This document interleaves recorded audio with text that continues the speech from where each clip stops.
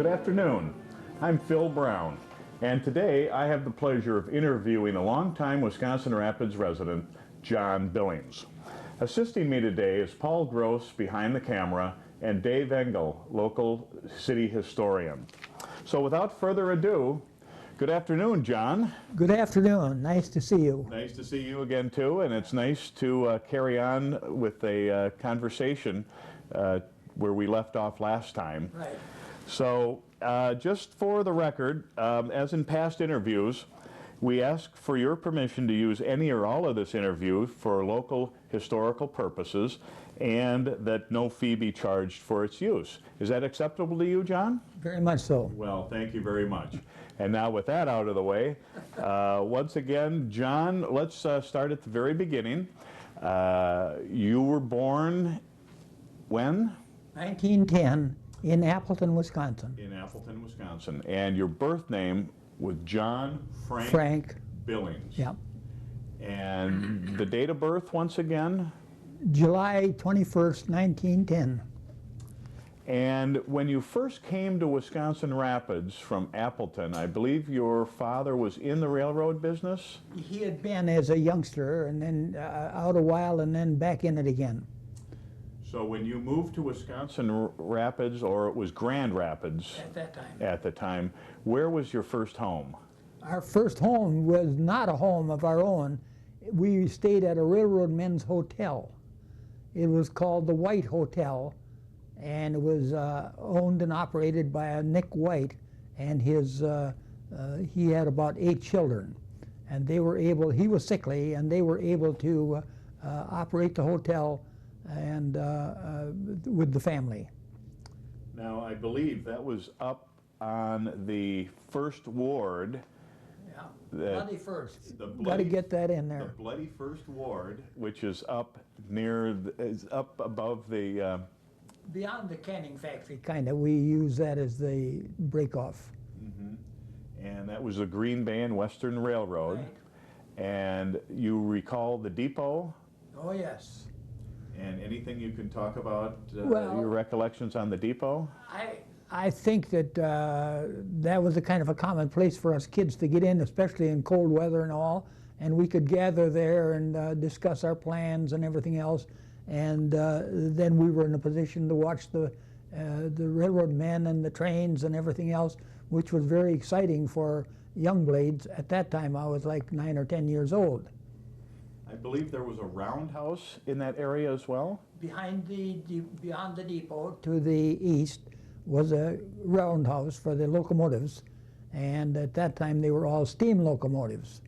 And it must have held about 8 locomotives, and then there was a turntable just outside of the doors, and where the engines would get onto the turntable and then turn around so that they could be started out on their runs. I imagine you have some early recollections of the big steam engines coming into town? Oh, my goodness, yes. I was a railroad buff of the first water, I'll tell you. My father being a railroad man, I had a lot of privileges that other kids naturally wouldn't have. And I would go every time that I had a chance with him on his runs, like vacation in the summer and on weekends going back and forth on his run. And that was great sport.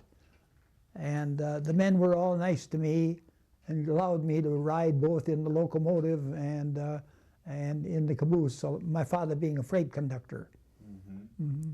Oh, that's wonderful. Now, up in the First Ward, you referred to it as the Bloody First Ward. How did it ever get the name the Bloody First Ward? Well, we were just a kind of almost like in the term of a gang. We didn't do anything malicious, but we did pranks, of course, like all the kids, and we did things together, and we played together and fought together, and all the things that went with that kind of a gathering.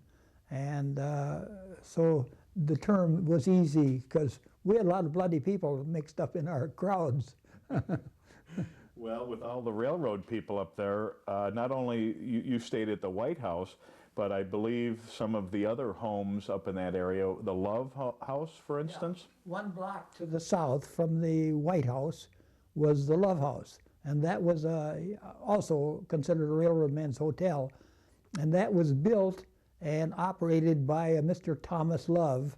And by the way, he was my wife's grandfather.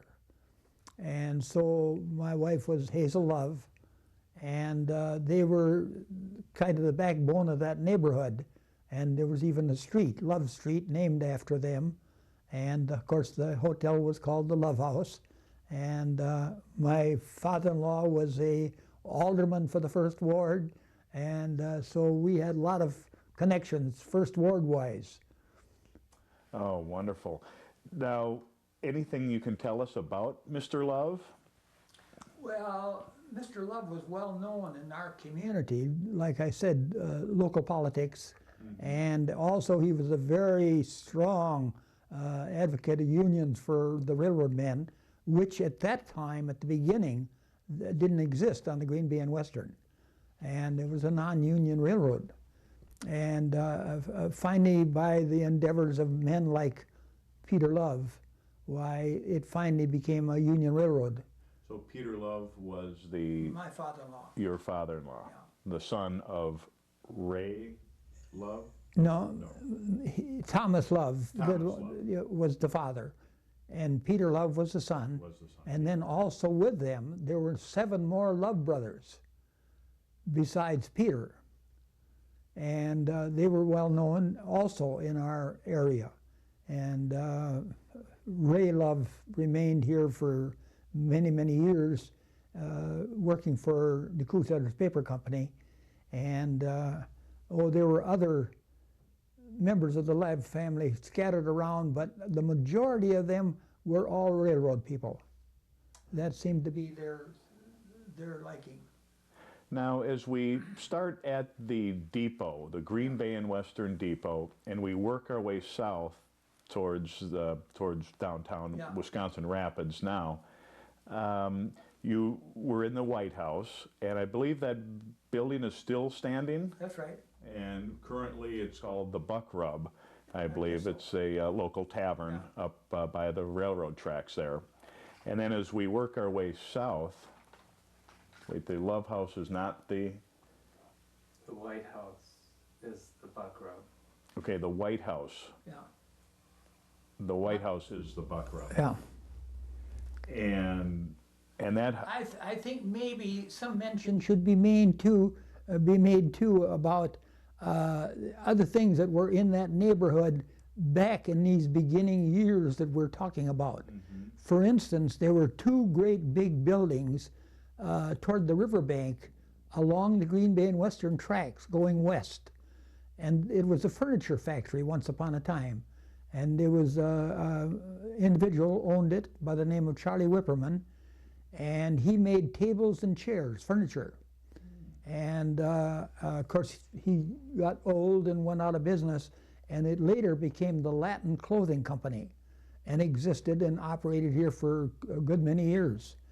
And then on the other side of the tracks across from it was what we always referred to as the pickle factory. It was a place where pickles were processed, and they would have great big drums in there that pickles were aging in there with salt and all the necessary ingredients. And so there was quite a little going on.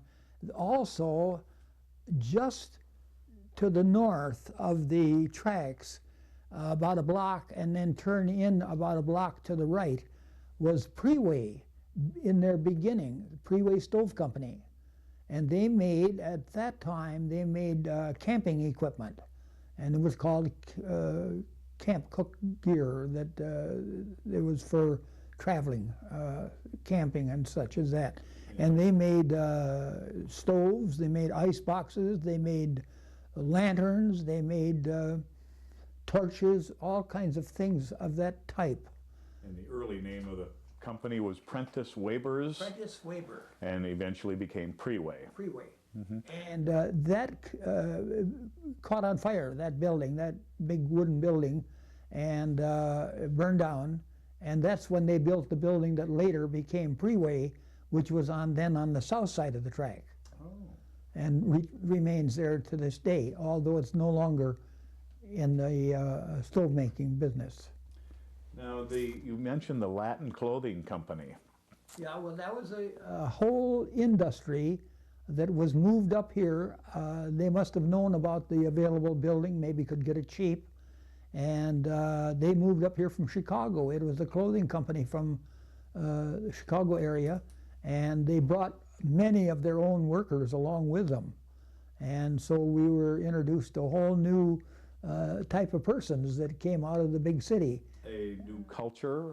Were they actually Latinos or? No, I would say that a majority of them were Jewish people. And we had quite a wealth of Jewish families then migrated to Wisconsin Rapids to work in the clothing factory where they had been established. In the Latin Clothing Company. Yeah. Interesting. L.L. Latin, Lewis Latin, his name was, the Lewis man running. Latin, that's yeah, how, yeah. yeah. And that later burned down. They were old. See, all those buildings we're talking about now were all old wooden buildings, or with very few exceptions. And if they caught a fire, it was just out of the question to stop it. Now, as you're working your way as a young man up in the neighborhood, the bloody First Ward, and we're kind of working our way towards south of the tracks, and some of the other buildings that you would recall? Well, of course, of importance to the whole community, naturally. At one time, my wife's grandfather took a part in this. They built a courthouse. The first courthouse in Wood County was built right behind the bottling works there, the brewery.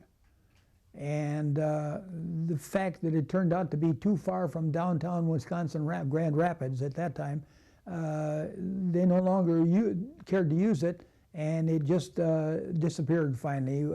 I think it was burned down.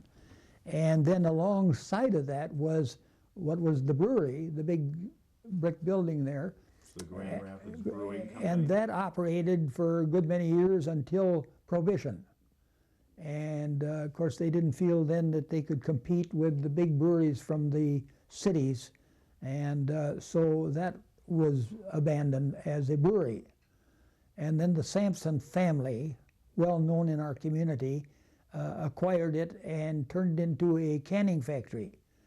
And that was a very interesting part of our neighborhood because all of these neighbors, and especially the ladies, all were able to work in the canning factory during the harvest season, and it was a nice means of employment for a lot of home folks that lived around there. And they could just come over there, walk. We always saw people walking to work in the morning, going to the canning factory.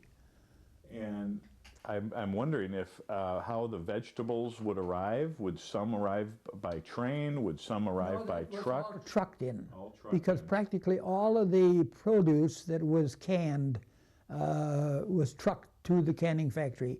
And it was all within a radius of maybe 30 miles that it was grown. And then later on, they canned other than beans. The first thing was beans that they canned. And then later on, they increased that growth of and canning production to include corn and beets for a short time. Interesting. So as we working our way south of the canning company, the brewery, and Sampson Cannery building, which is still standing, I believe we're getting close to the St. Peter and Paul Catholic Church. Right. That was the main church of the community at those days, what we're talking about now. And they had a great big beautiful church there, St. Peter and Paul, and the priest's home next door. And at that time, then there was the, I think the nunnery was right behind it. And but they had a big major fire there that destroyed the school and all the little small buildings surrounding it. And then later on, they built a much nicer school and fire protected and everything else. And so that, and then in later years, of course, the church was also replaced.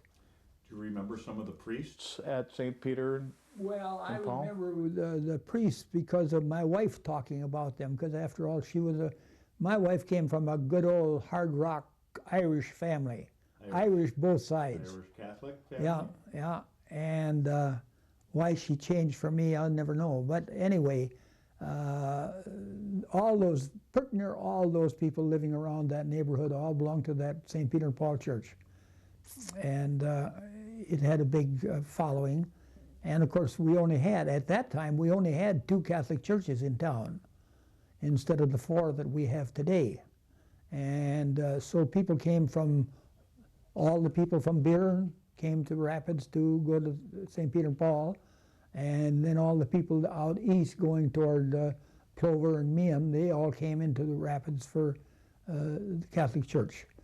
And then the people on the west side of the river went to St. Lawrence, the Polish Catholic Church. Mm-hmm. Interesting. Now, being that close to the river, I imagine as a young boy, you were must have been intrigued by the river as well. Not only the railroads, but also the river itself. I imagine sometimes you would play down by the river? Oh, we were on the rocks all the time. That was a kind of a standard place for us to play. And what we watched for was they would open the gates of the dam. And then all the water would rush down among those big boulder rocks that were below the dam. Then they'd shut the dam off again, and then we'd get down in there, and there would be tons literally of fish that were caught in these rocks with that big flowage of water in there. And of course, we thought that was great sport. We'd take home a great big sack full of suckers or something like that, and nobody wanted them. Now, what about the floods? We used to, before the dams really controlled the river, I believe flooding was a major problem. Do you recall any of the major? Indeed. And of course, the worst flooding that I ever saw was in the spring when the ice went out. And I have somewhere in my business stuff here, I have snapshots that I took myself. And there are great big blocks of ice, maybe 4 feet thick, that are down on the main street that would be in the neighborhood of the Flatiron Building and down that way, that got that far down into the city. Interesting. Now, as we staying close to the river, I believe one of the first swimming pools was right by the river. Right. And that was encouraged and brought to our community by the efforts of the Arpin family. And of course, they lived all around the corner of First Street and Drake Street. And there were 4 homes in there, great big beautiful homes that belonged to different parts of the Arpin family. And much as you know, we have the community of Arpin out here in the country a ways, and we have Arpin land up in Canada. They were in the logging game, and that was a big operation for them. And they were wealthy people, and a lot of children, and good Catholic families. And then later on, of course, they phased out, died out, and the ones that were still younger were all moved away.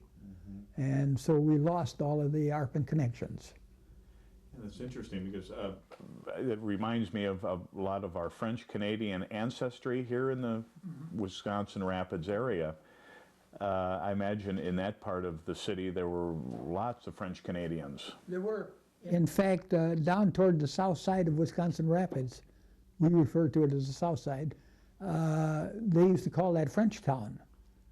And there were all kinds of French people in that area.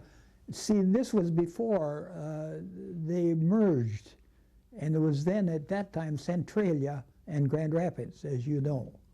And the Centralia side was predominantly French people. The French. And there were a lot of them scattered around in there. And Then seemed to be a migration of Irish came in from through Canada and down through Rudolph and down into the Rapids, and that developed with a lot of them coming into the community, and the French sort of phased out kind of a little bit. Mm-hmm. Well, that's so interesting to talk about the people who settled our community many, many years ago, and it's so nice to be able to look back at some of our early ancestors in the city. As we're getting closer to the downtown area, I believe at the corner of First Avenue North, or First Street North and Baker, wasn't that a courthouse at one time, or the jailhouse? The jail was on Baker Street, up about almost a city block up the hill from the corner that you're talking about. Okay. And then there used to be the Rablin Hotel, was right in the area that you're mentioning down there at by Baker and First Street. And then of course that caught on fire. Like I said, all those old wooden structures burned down. And there used to be untold businesses all along the riverbank, starting about where the courthouse is today, all the way up to the canning factory, where the canning factory is. Along the river? Along the riverbank, way back when, at our beginning. And they had some different phases of lumbering processing there. They made shingles and lumber and all things like that. And then they also developed foundries along on that same riverbank. And so there was a lot of business. And that, again, all of those old buildings, those old wooden buildings, eventually burned down. And now there's, of course, no sign of any of that whole length of the riverbank. Also in that neighborhood, there is still a Congregational church that along First Street North. Yeah. And so not only did we have the Catholic church along First Street and any number of businesses along the river at one time, yes, industry at one time, but there was also a Congregational church. See, the businesses as such as stores and the likes of that came all the way to where the courthouse is now. Just across the street from the courthouse now, there's buildings there that once was a tavern. That was called the Empire Saloon.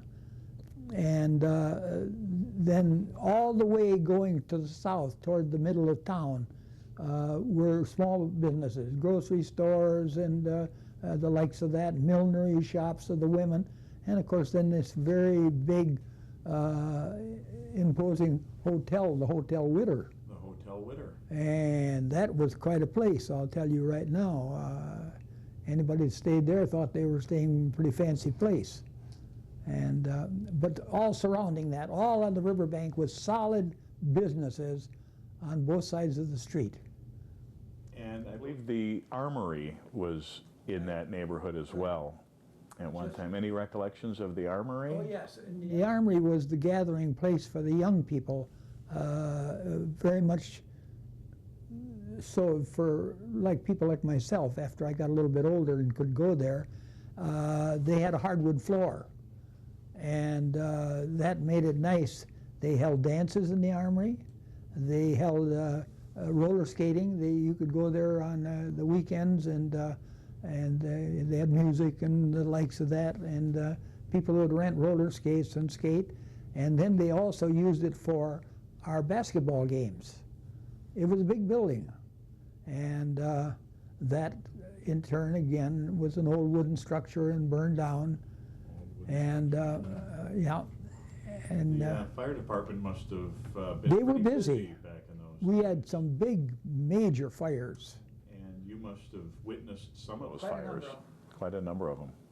I think maybe the most interesting one, not interesting as such, but the most unusual one was when the Standard Oil bulk station caught on fire across the river. And it was out there about by the Milwaukee tracks. and they had a great big assemblage of buildings there that pertained to gasoline and motor oil and all the things in big storage tanks. And that caught on fire. Is that in the general vicinity of the Rapids Mall at this A time? little beyond the Rapids Mall on that side. Yeah, yeah. It would be not too far from, well, you know where the undertaking parlor is over there? Taylor's. Well, just before you get to Taylor's, it was on that same side of the street. Okay. And sitting kind of back off the sidewalk. Across the street from Metcalf Lumber, Yes, which is there now. Yes, that's about right. And because of this being contained, all of these tanks and drums and pails and everything else of oils and all that sort of material, when that turned loose, the whole half of the town was on fire.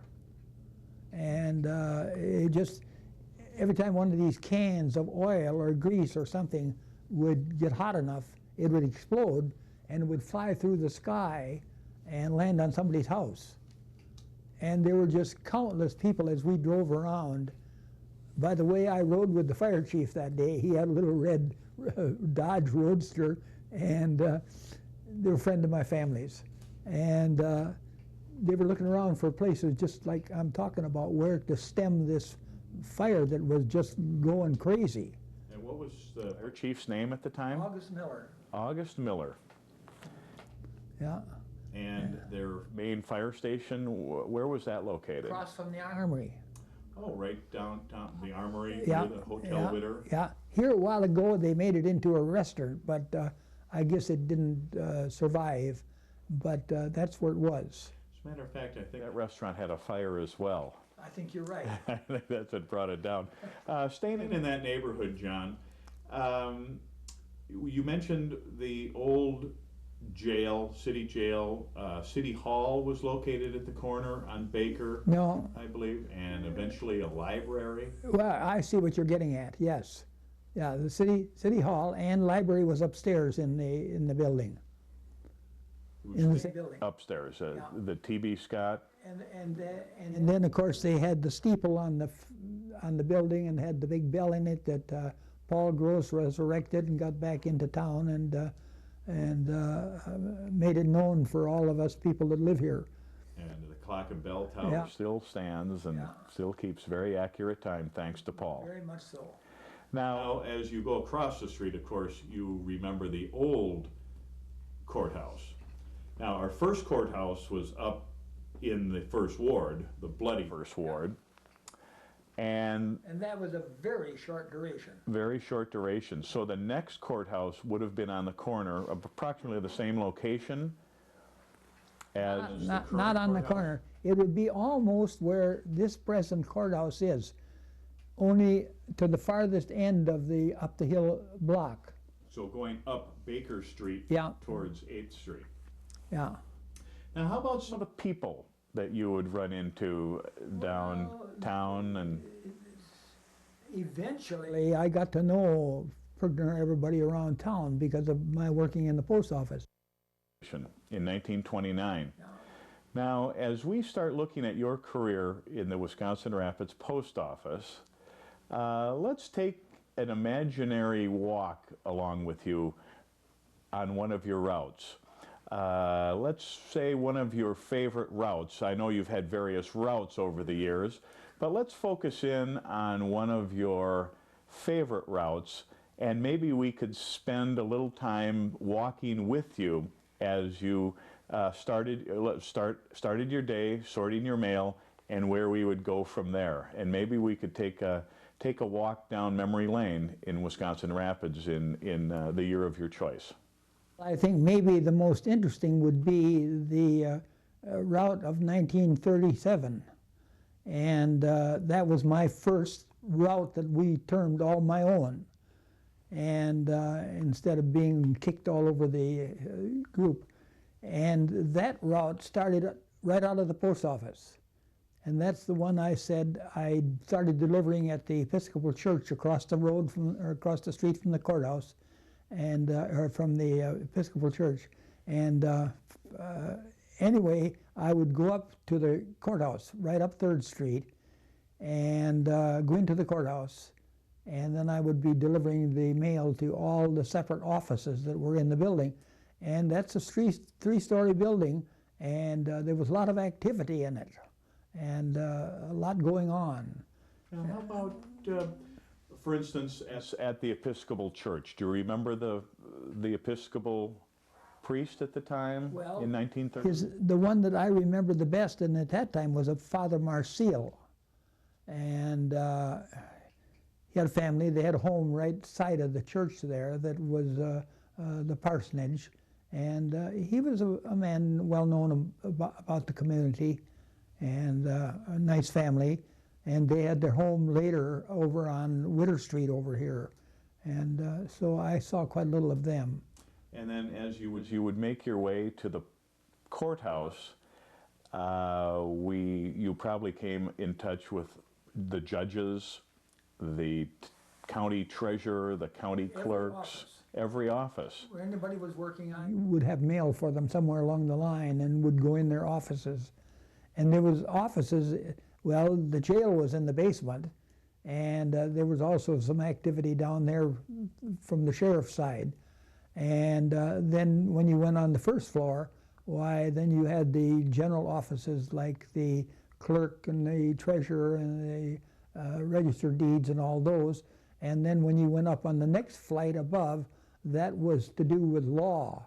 And that would be where the courthouse was, or the courtroom was, and the different things pertaining to the judges and the people of that nature. Do you remember coming in contact with some of the, for instance, some of the judges or some of the other county leaders at the time? I have to be a little careful talking like, because I had such a go around in the courthouse after I retired from the post office for those 22 years that I get mixed up with what I'm talking about. Mm-hmm. But yes, I remember the people. And I can remember going and visiting with them, and each day was a welcome at each door you went to. You walked through the door, and of course they were glad to see you, and wanted to know how I was today, and if I had any mail. And if there was girls working in the office, they were hoping for mail for themselves too. And that was all part of the deal. I see. So that must have been a pretty hefty load of mail to be lugging around. See, back before they had these vehicles that they use today, we carried our mail right out of the post office, and we had it put or sent out to deposit boxes along on the corners throughout your route. And so when your sack was empty, why, you just ended up at a deposit box and opened it up, and here was another pouch full of mail for you. And it just kept on going until you ran out of mail. Now that was the old courthouse. That's the old courthouse building, and the jail was across the street, Baker Street, from the courthouse. Mm-hmm. And the sheriff and some of the employees lived over in that building. And that courthouse, the current courthouse, I believe, was opened sometime in the 1950s. But that former courthouse was quite a beautiful building, wasn't it? Oh, that was a lovely building. Only that it was too small. And by today's standards, with all the offices and the activities that go on in a courthouse, see, this building is 3 times the size of our old one. Oh, I see. Mm-hmm. Now, after we left the courthouse, you would continue on your route, yeah. And maybe you can talk about some of the businesses and some of the people you would. Street, and the first business I came to was Hartle Monument Works on the right-hand side of the street, and Mr. Hartle. Mr. Hartle would be there, and his wife. Do you remember their names? Which Hartles? His name was Harold, and her name was Beatrice. And but anyway, then I'd keep on going up Baker Street until I got to the corner of 8th and Baker. Then I turned left. Now that's getting more residential. Now I'm in a residence. Now you're in the residential area. Yes. And that's an old part of town, though. It's a very old part of town. And I stayed from that time on always to the north of Baker Street. I didn't go on Baker Street after that or go across anywhere along there. And I stayed, and I went up Wiley Street, and Herscleb's Ice Cream was at the end of my street going up Wiley Street. Which is And 16th Street. 16th Street. And Mr. Herscleb could see me coming. And because I would be on that same street for about 8 blocks, you see, in plain sight. And so he'd get his son-in-law, and there was a baker shop over on Baker Street. His son-in-law? His son-in-law, Herb Bremer. And when I'd get to Herscleb's, they'd have a donut and a cup of coffee sitting on the counter waiting for me. And so I was treated royally by the Herscleb's when I was carrying mail there. And maybe you could tell me a little more about Mr. Herscleb. Well, he was a man. Of course, he started downtown. He had a little ice cream shop right where the theater is now, where the Ideal Theater is. And that was a kind of a popular place. Later became known as the Friendly Fountain. The Friendly Fountain. And but this Mr. Herscleb started the ice cream, making the ice cream, and then of course selling it. And that was all that he did at first, was make and sell ice cream. And then I'd always have to sample it. He'd always say, "We're waiting for you to know how much of this we should make, whether it's good or bad or not." And so then I'd get taken in the back room where they were making ice cream and get a dish ice cream. And can you describe the setting of his creamery? Would it be, Well, at that time, was the restaurant? no, the restaurant wasn't in operation. The counter was out in front, but not the restaurant room as such that he has. Okay. But there was a little counter there, and you could get like coffee and ice cream, dish ice cream, and something like that. But he didn't go in until later on with the regular meals that he serves today. So you would go into the area where they were making the ice cream. In the back room, so to speak. Mm-hmm. Yeah, and he'd say, "Come on back here, we're making a different one today, or a new one or something." And then of course I had some favorites too that went with that, and he'd say to me, "We're making cherry vanilla ice cream today, John," and that was one of my favorites. And there would be these big maraschino cherries and buried in vanilla ice cream, and so then they'd treat me royally. But the mailmen are all treated nicely.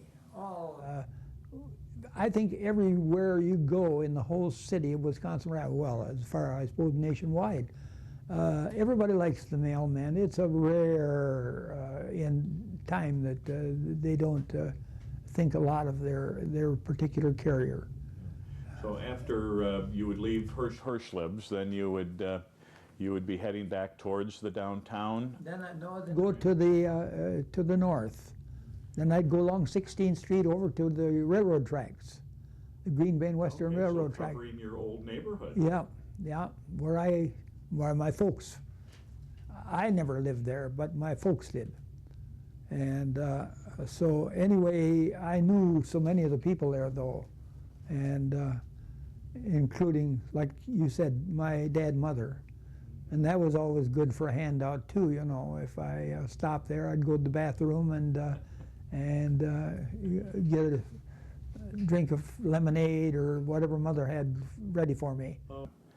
So after a brief meal with your parents on your route, you would be working your way back towards the post office. Right. At the end of the day, you could talk about some of the happenings that were going on at the post office, some of the people that were there, some of the other activities in the post office.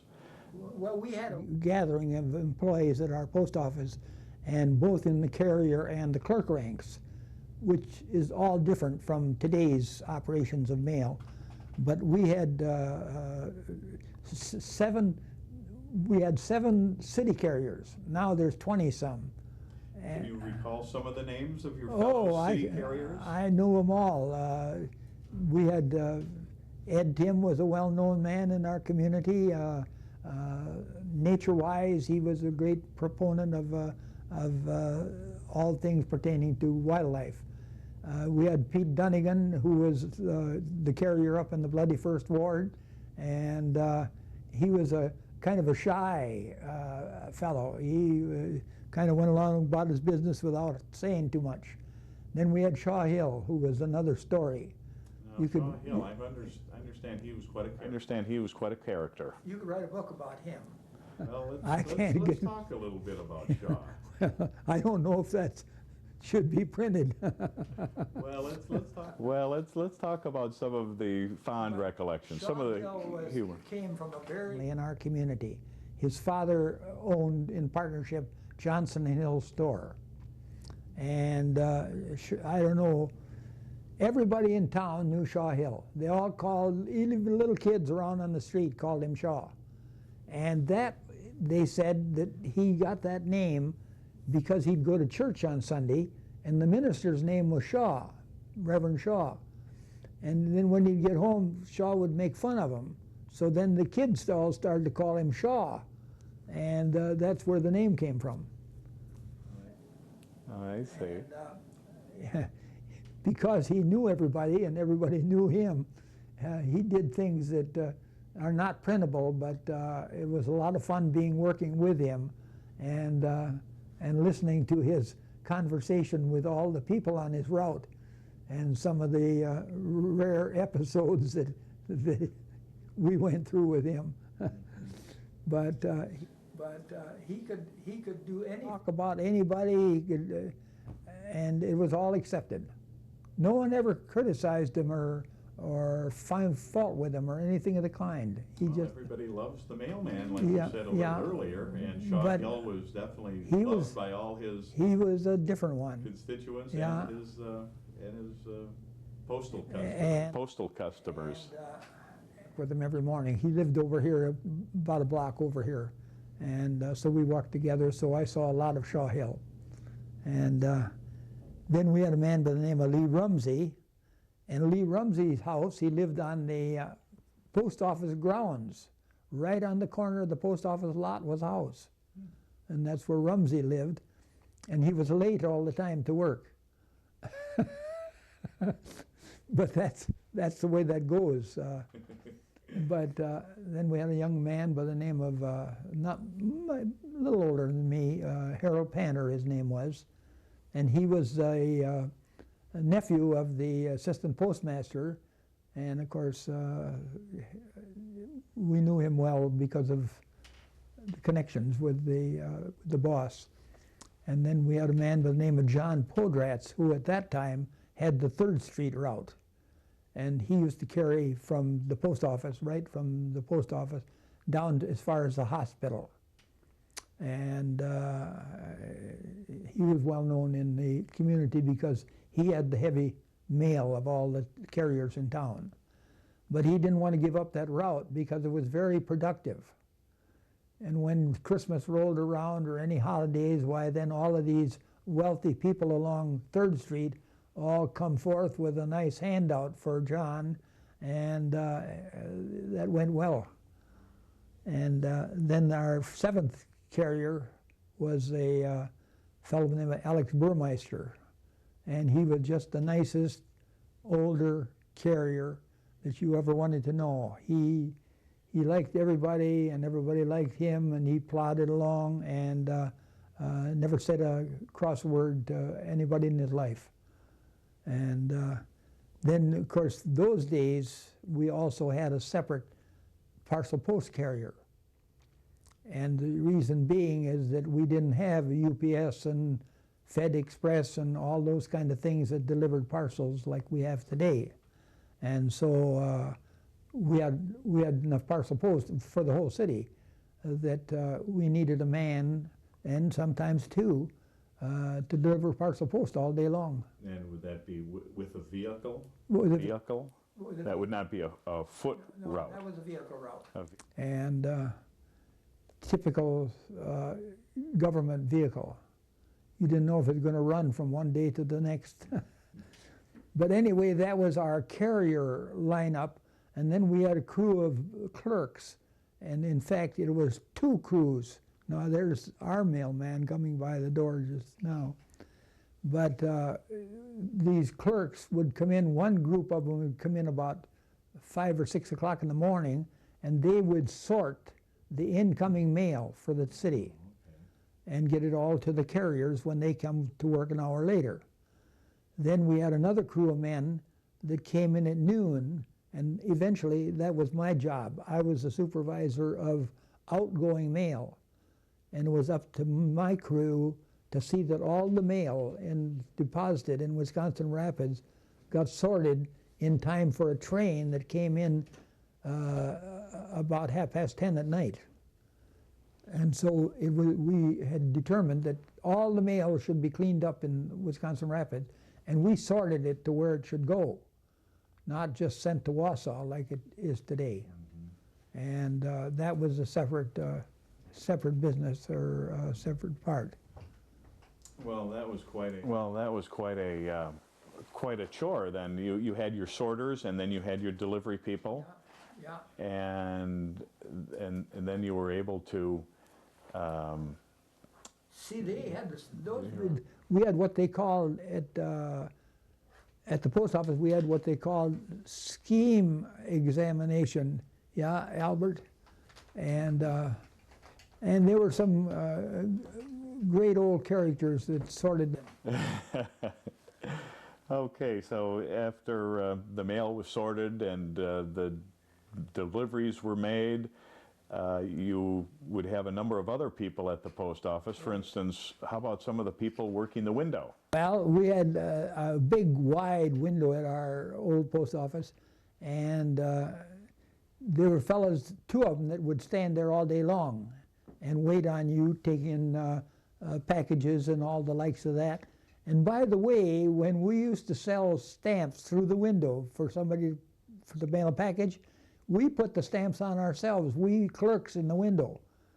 And that was a little different treatment than they get today. Oh, so you worked the window at one time? I did it one time when I first went in there for about 3 months. I worked the window. That was after your After delivery route. after I quit delivering, yeah. And then you were promoted to the inside. Yeah, then at first for about 3 months to kind of acclimate things. Now, who were you working with at that time? Well, to learn. in the window we had a fellow named Albert Nymphs and Roland Baldwin and Carl Odegaard. Those were the 3 fellows that worked the window regularly.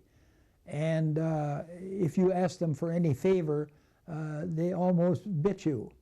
And everybody around town, the businessmen like Paul Gross and some of the rest of them, almost hated to go up to the window and ask for any favors for fear of the response they would get.